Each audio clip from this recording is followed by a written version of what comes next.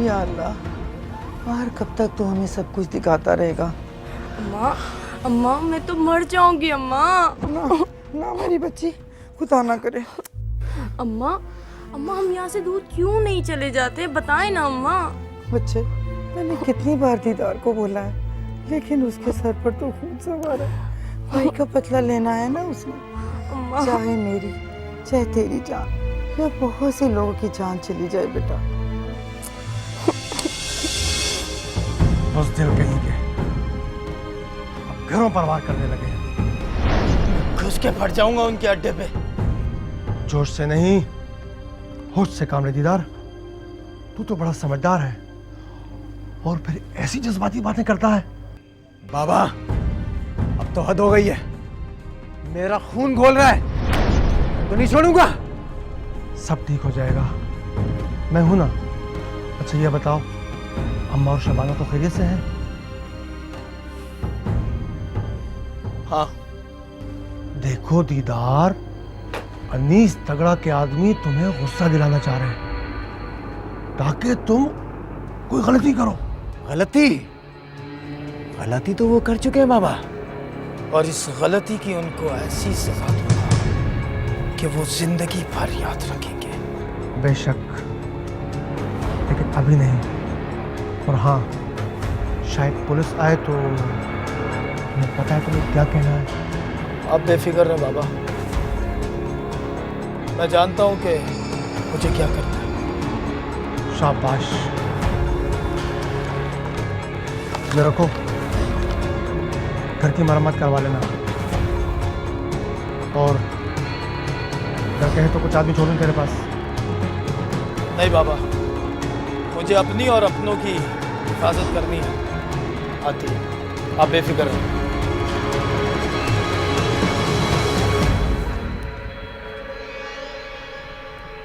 भाई सिर्फ तू मुझे इजाजत दे दे तो उन सालों के लिए मैं अकेले काफी हूं। खामोश है, जब तक मैं नहीं बोलता कोई भी गलती करने की जरूरत नहीं है। तुम हमेशा मुझे रोकते ही रहते हो। चुप कर।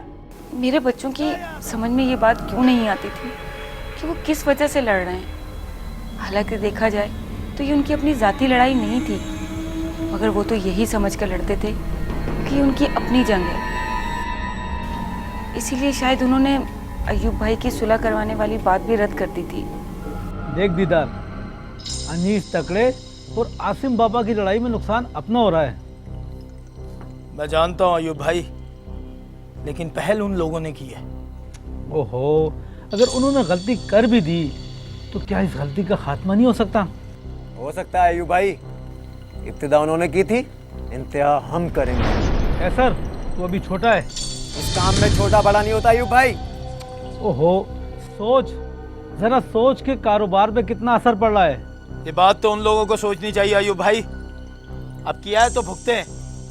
ये सिलसिला अब भी खत्म हो सकता है अगर तुम आसिम बाबा से बात कर लो। अनीस तकड़े से मैं बात कर लूंगा और फिर मुझे यकीन है तो सुलह के लिए मान जाएगा। सुलह? नहीं नहीं अय्यूब भाई, पहले मैं अपने भाई के खून का बदला लूंगा, फिर कोई बात सुलह की करूंगा। और खून का बदला मतलब अय्यूब भाई खून। ऐसे कैसे बात बनेगी? तुम अपने भाई के खून का बदला लोगे, वो अपने बंदों के खून का बदला लेंगे, फिर तो ये सिलसिला चलता रहेगा। हाँ तो चलता रहे। जिसमें दम होगा ना अय्यूब भाई, वो रह लेगा यहाँ, और जिसमें नहीं होगा वो भाग जाएगा। देख दीदार, मैं चाहता हूँ कि ये सिलसिला खत्म हो जाए। आसिम बाबा, अनीस तगड़ा और हम मिलकर काम करें, और अगर फिर हमें लड़ना भी है तो हम और ग्रुपों के खिलाफ लड़े। अय्यूब भाई, ये सब बातें आप हमें ही क्यों समझा रहे हैं? पहले हिसाब बराबर होगा, उसके बाद कोई बात होगी। बस देखो, कारोबार पर बहुत बुरा असर पड़ रहा है और हमें कारोबार में नुकसान हो रहा है। ठीक है अय्यूब भाई, आपने समझाना था वो समझा दिया। आगे कैसर? अब नहीं अय्यूब भाई, अब बहुत देर हो चुकी है। ठीक है, मेरा फर्ज था, मैंने तुम्हें समझा दिया। अब मेरी बात तुम मानो या ना मानो, अल्लाह तुम्हारी हिफाजत करे।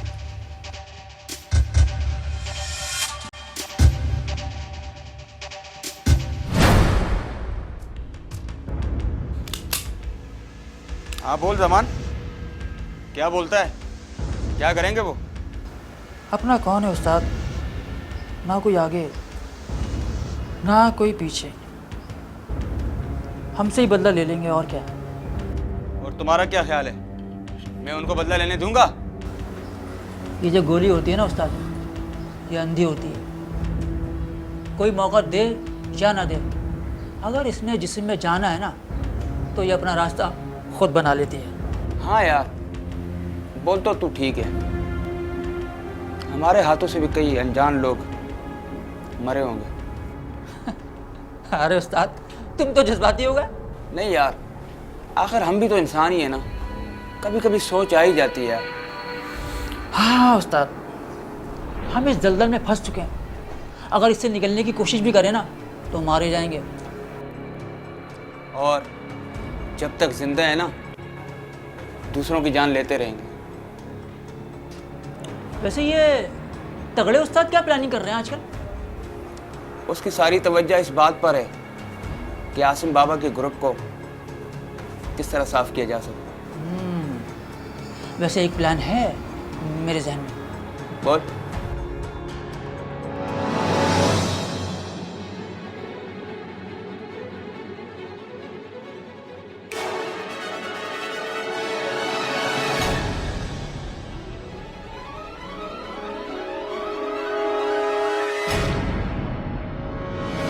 जबरदस्त यार, क्या मशवरा दिया तुमने।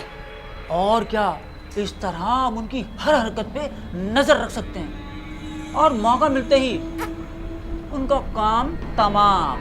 लेकिन हमें एहतियात करनी पड़ेगी, कहीं ऐसा ना हो कि फील्डिंग हम उनके लिए लगाएं और काम वो हमारा तमाम कर दें। ये खतरा तो है। ठीक है, मैं तगड़े उस्ताद से बात करता हूँ ना, देखता हूँ क्या बोलता है।